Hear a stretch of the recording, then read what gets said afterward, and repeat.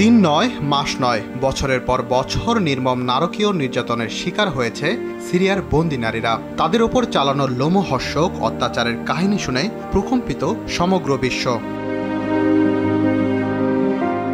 সিরিয়ার বন্দী নারীরা প্রতিনিয়তই হতেন সেনাদের ধর্ষণের শিকার। বন্দী নারীরা যেন বর্বর সেনাদের কাছে ছিল উপভোগের বিষয়।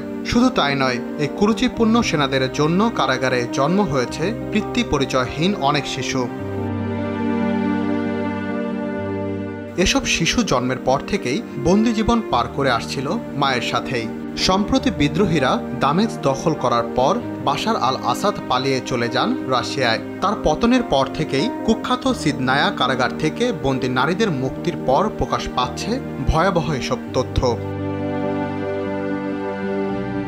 মুক্ত হয়ে অনেকে আন্তর্জাতিক সংবাদ মাধ্যমের কাছে যেভাবে নিজেদের অভিজ্ঞতা বর্ণনা করেছেন, তাতে মনে হয়েছে এ যেন আরেক আয়নাঘর।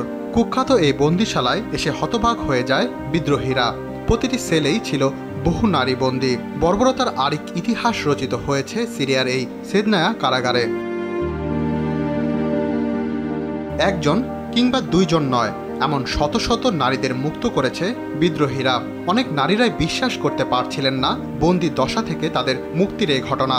আন্তর্জাতিক ও বিভিন্ন মানবাধিকার সংগঠনগুলো বলছে, সিদনায়া ও এ ধরনের কারাগারে 10 বছরেরও বেশি সময় ধরে থাকা নারীদের পাওয়া গেছে। এমনকি কিশোরী অবস্থাতেও অনেককে আটক করার ঘটনা ঘটেছে এখানে।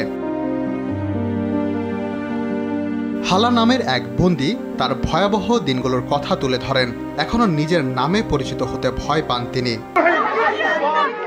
2019 সালে আমাকে হামা শহরের একটি তল্লাশি চৌকি থেকে তুলে নিয়ে যাওয়া হয়েছিল। আমাকে আমার নাম ধরে ডাকা হতো না, স্রেফ নম্বর দিয়ে ডাকা হতো। তাই আমার নাম ছিল 1100।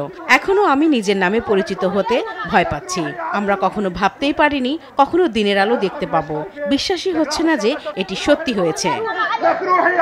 মানবাধিকার সংগঠন সিরিয়ার নেটওয়ার্ক ফর হিউম্যান রাইটসের তথ্য অনুযায়ী হালা সহ আল আসাদের কারাগারে অন্তত 1,36,614 জন বন্দী ছিলেন।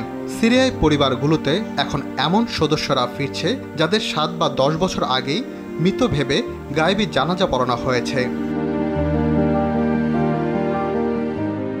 রাকিব হাসান, RTV।